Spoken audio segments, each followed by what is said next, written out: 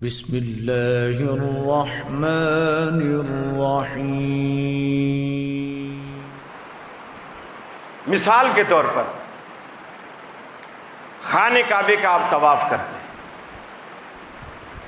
یہ طواف صرف خانہ کعبہ میں ہی جائز ہے، باقی ہر جگہ حرام ہے۔ آپ کسی جگہ کا طواف نہیں کر سکتے۔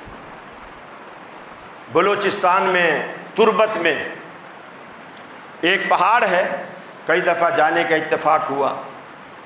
تربت میں تو اندر تو وہ نہیں جانے دیتے، باہر سے ساتھیوں نے دکھایا کہ یہ ان کی جگہ ہے جہاں یہ ذکری فرقہ ہے، یہ حج کرتا ہے۔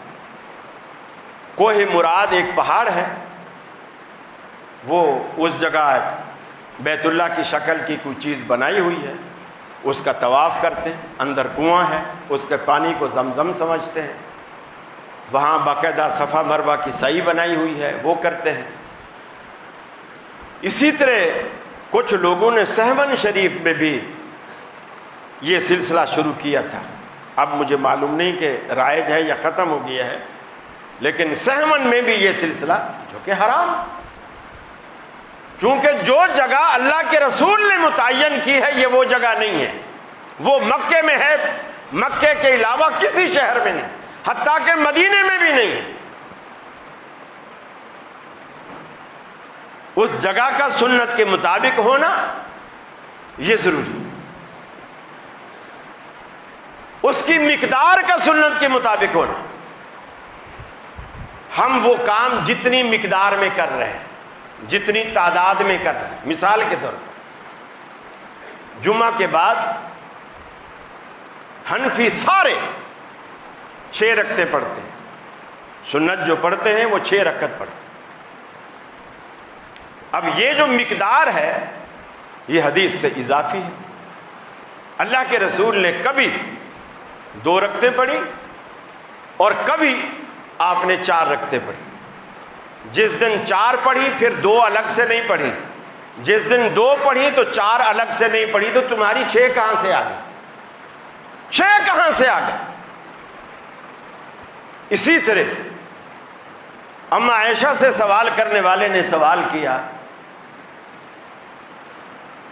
کہ رسول اللہ صلی اللہ علیہ وسلم کی رات کی، رمضان میں رات کی نماز کیا تھی؟ حضرت عائشہ نے فرمایا تو صرف رمضان کا پوچھتا ہے، رمضان ہوتا یا غیر رمضان ہوتا، ما زاد فی رمضان ولا فی غیرہ علی 11 رکعۃ۔ اللہ کے رسول نے رمضان ہوتا یا غیر رمضان ہوتا، آپ نے 11 رکعتوں سے وتر سمیت اوپر کبھی رات کی نماز پڑھی۔ اب جو 20 پڑھتے ہیں یہ سنت کے بالکل منافی، چونکہ تعداد کا بھی، اس مقدار کا بھی سنت کے مطابق ہونا ضروری ہے، قبولیت کے لیے یہ شرط ہے۔ جنس کا ہونا، جیسے مثال کے طور پر آپ قربانی کرتے ہیں، اللہ کے رسول سے بکرا، گائے، بیل، اونٹ، دمبا، چھترا، بھیڑ، یہ اللہ کے رسول سے ثابت ہے قربانی۔ اب اگر کوئی کہے میں نے ہرن پالے ہوئے، گھر کے پلے ہوئے، بکرے سے مہنگے، گوشت بھی اس کا بکرے سے زیادہ لذیذ ہوتا ہے، لہذا میں تو ہرن کروں گا، ہم کہیں گے اس کی قربانی نہیں ہوئی۔ کیوں نہیں ہوئی؟ جو جنسیں سنت سے ثابت ہے، ہرن کی جنس اس میں شامل نہیں ہے، اس میں شامل نہیں ہے۔ ہم کہیں گے قربانی اس نے برباد کی، پیسہ لگا اس کا، گوشت اس نے کھایا، لیکن قربانی کا اس کو ثواب نہیں ملا۔ قربانی کے ثواب پانے کے لیے اس جنس کا ہونا بھی ضروری ہے۔ تو یہ جب تک یہ 6 کی 6 چیزیں آپ سنت کے اندر نہیں پائیں گے، اس کو سنت کے مطابق نہیں بنائیں گے، اس میں سے ایک چیز بھی کم ہے. مثلا ہم جمعہ 2 رکعتیں پڑھ رہے ہیں، سنت کے مطابق پڑھ رہے ہیں، یعنی طریقہ ہاتھ باندھنے کا، رکوع کا، سجدے کا، ہر چیز ہماری صحیح ہے، لیکن وقت ہمارا عصر کے بعد ہے. اب یہ ایک چیز اس میں سے ختم ہو گئی، لہذا ہمارا یہ جمعہ برباد، ہمارا یہ جمعہ برباد. ان 6 کی 6 چیزوں کا سنت کے ساتھ مطابقت رکھنا بہت ضروری ہے. اور ہم جو دلیلیں نہیں مانگتے، دلیلیں نہیں پوچھتے، یہ ہمارا قصور ہے. پوچھنا چاہیے، دلیل مانگنی چاہیے. اور پھر دلیل بھی ہم کیا مانگتے ہیں؟ اس کی علت پوچھتے ہیں، وجہ پوچھتے ہیں، سبب پوچھتے ہیں، دلیل نہیں پوچھتے. کوا کیوں حرام ہے؟ کبوتر کیوں حلال ہے؟ کتا کیوں حرام ہے؟ بکری کیوں حلال ہے؟ اس کیوں کا جواب دنیا کے کسی مفتی کے پاس نہیں ہے، اور نہ دنیا میں اور نہ آخرت میں. ہمیں اس چیز کا مکلف بنایا گیا ہے کہ آپ یہ جانو کہ یہ چیزیں کیوں حلال ہیں اور کیوں حرام. اب آپ دیکھیں، سیدہ عائشہ صدیقہ رضی اللہ تعالی عنہ کے پاس کچھ عورتیں آئیں. انہوں نے پوچھا، یا عائشہ ما بال الحائض، حیض والی عورت کا کیا معاملہ ہے؟ یقضی الصوم ولا تقضی الصوم ولا تقضی الصلاۃ، کہ جب حیض کی حالت میں ہوتی ہے اور رمضان آ جائے تو جتنے روزے اس کے چھوٹے ہیں وہ تو اس کو بعد میں قضا کرنے پڑتے ہیں، لیکن نماز کیوں نہیں قضا کرنی پڑتی؟ ان دنوں میں اگر نماز آ جائے تو وہ کیوں نہیں قضا کرنی پڑتی؟ حضرت عائشہ نے کوئی جواب نہیں، کوئی توجہ دی نہیں اس سوال پر. یہ سوال لا یعنی اور غیر ضروری ہے. شریعت کے کسی حکم پر کیوں جاننا ہماری ذمہ داری نہیں ہے. شریعت اگر خود بتا دے کسی چیز کی علت تو اس کی مرضی، ہم میں سے کوئی پوچھ نہیں سکتا. اب حضرت عائشہ نے کیا جواب دیا؟ سوال یہ تھا کہ ایسا کیوں ہے؟ نماز تو عورت قضا کرتی نہیں کرتی، بعد میں روزہ قضا کرتی. جواب دیتی ہیں، نؤمر بقضاء الصوم ولا نؤمر بقضاء الصلاۃ. ہمیں رسول اللہ صلی اللہ علیہ وسلم کے زمانے میں روزے کی قضا کرنے کا حکم دیا جاتا تھا، نماز کی قضا کرنے کا حکم نہیں دیا جاتا. اللہ اللہ خیر سے. کیا حکمت ہے، کیا سبب ہے، کیا وجہ ہے، میں نہیں جانتی.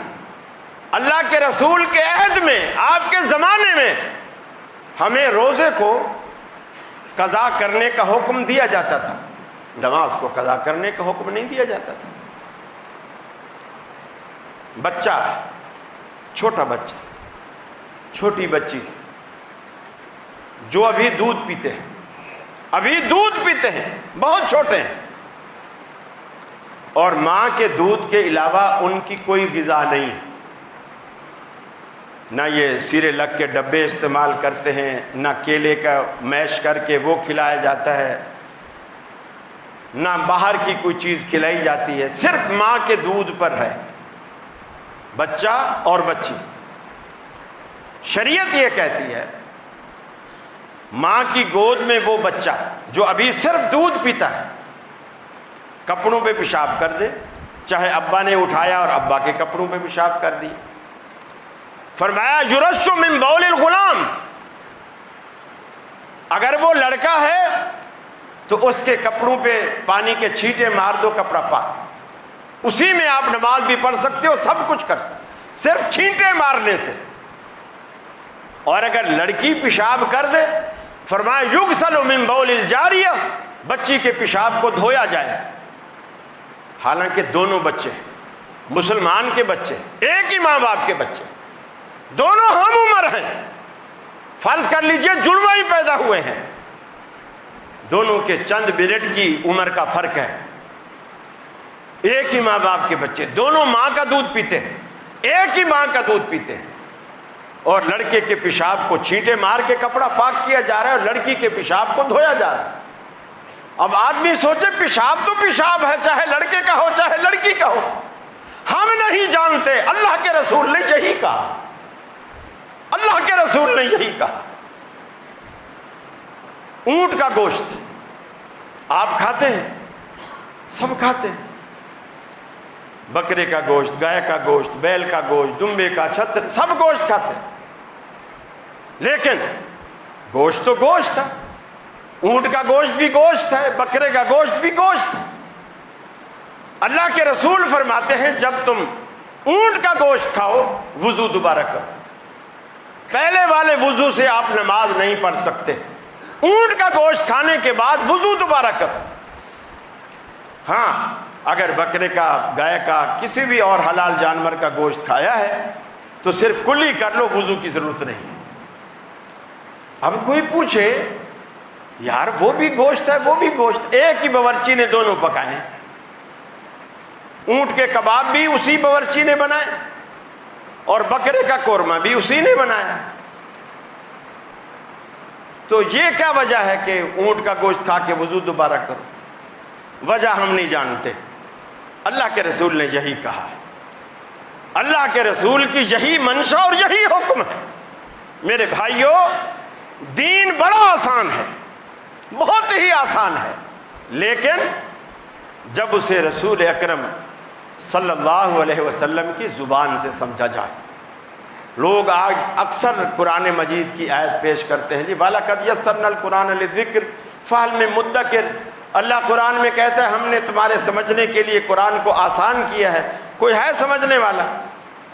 لہٰذا علی مرزا نے ماشاءاللہ اتنا قرآن کا مطالعہ کیا، اس نے سمجھ لیا، جاوید احمد غامدی نے قرآن کا مطالعہ کیا، اس نے سمجھ لیا، ڈاکٹر غلام محمد پرویز نے قرآن کا مطالعہ کیا، اس نے سمجھ لیا۔ اور اللہ سے پوچھو اللہ کیا کہتا ہے؟ اللہ کہتا ہے انما یسرناہ بلسانک، اے حبیب ہم نے قرآن کو آسان کیا ہے مگر تیری زبان کے ساتھ، قرآن ایسے آسان نہیں ہے تیری زبان کے بغیر، تیری زبان کے ساتھ آسان۔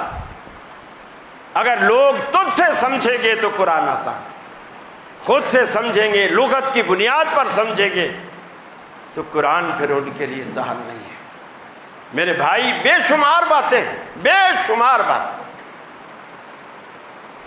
آج آپ نماز پڑھتے ہیں، کچھ نمازیں آپ کی سری ہیں، کچھ جاری۔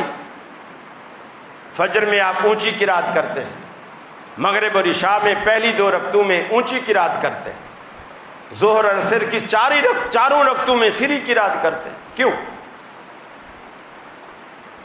ہم نہیں جانتے، اللہ کے رسول نے یہی کیا ہے، اللہ کے رسول نے یہی کیا ہے۔ فجر کی 2 ہیں، مغرب کی 3 ہیں، باقی تینوں نمازوں کی 4 رکعتیں فرض ہیں، تو پھر فجر کی 2 کیوں ہیں اور مغرب کی 3 کیوں ہیں؟ ہم نہیں جانتے، اللہ کے رسول نے یہی تعداد بتائی ہے، صحابہ کے سامنے امامت کے مصلی پہ کھڑے ہو کر یہ تعداد پڑھ کے بتائی۔ فرمایا قل هل ننبئكم بالاخسرین اعمالا، کیا میں تم کو تمہارے اعمال کے گھاٹے اور خسارے کی بات نہ بتلاؤں؟ الذین ضل سعیہم فی الحیاۃ الدنیا، کتنے لوگ دنیا میں ایسے ہیں محنت کرتے ہیں، کام کرتے ہیں، کوشش کرتے ہیں، خرچہ بھی کرتے ہیں، وقت بھی کھپاتے ہیں، اور اپنے تئیں یہ بھی گمان کر لیتے ہیں انکم یحسنون صنعا، کہ وہ جو کچھ کر رہے ہیں اچھا کر رہے ہیں۔ اللہ کہتا ہے اولئک الذین حبطت اعمالہم، یہ وہ لوگ ہیں جن کے عمل ہم دنیا میں برباد کر دیتے ہیں۔ فلا نقیم لهم یوم القیامت وزنا، قیامت کے دن بغیر وزن کیے ان کو دوزخ میں ڈالیں گے، ان کے نامہ اعمال کو تولیں گے بھی نہیں۔ یوم القیامت وزنا، کوئی وزن بھی نہیں کریں گے۔ اللہ نے قرآن پاک میں فرمایا تمہاری ان نیکیوں کا، حج کرنے کا، نماز پڑھنے کا، میلاد منانے کا ایک ہی مقصد ہے کہ رب العالمین راضی ہو، اللہ ہم سے خوش ہو، اللہ ہمیں معاف کر دے، اللہ ہمارے گناہوں کو بخش کر ہمیں دوزخ سے بچا کر جنت میں داخل کر لے۔ یہ تم لوگوں کا مقصد ہے، لیکن اللہ سے بھی تو پوچھو رب العالمین کیسے راضی ہوتا ہے۔ میلاد منانے سے، 10 محرم کی حلیم کھانے سے، کھچڑے پکانے سے اللہ رب العالمین کیسے راضی ہوتا ہے؟ فرمایا ان کنتم تحبون اللہ فاتبعونی یحببکم اللہ۔ فرمایا تم اگر اللہ سے دوستی اور محبت رکھنا چاہتے ہو، اللہ کو راضی رکھنا چاہتے ہو، اس کا ایک ہی طریقہ ہے فاتبعونی یحببکم اللہ، میں محمد صلی اللہ علیہ وسلم کی پیروی کرو، اللہ کے تم محبوب بن جاؤ گے، اللہ تمہیں اپنا دوست بنا لے گا۔ بندہ پوچھتا الہ العالمین ہم تو مطلبی لوگ ہیں، دنیا میں جس سے بھی دوستی اور تعلق رکھتے ہیں ہمارے دل میں یہ لالچ ہوتی ہے شادی غمی میں، خوشی غمی میں، دکھ سکھ میں دوست کام آ جائیں گے، لیکن اگر تجھ سے ہماری دوستی ہو گئی تیری دوستی کا ہمیں کیا فائدہ ہوگا؟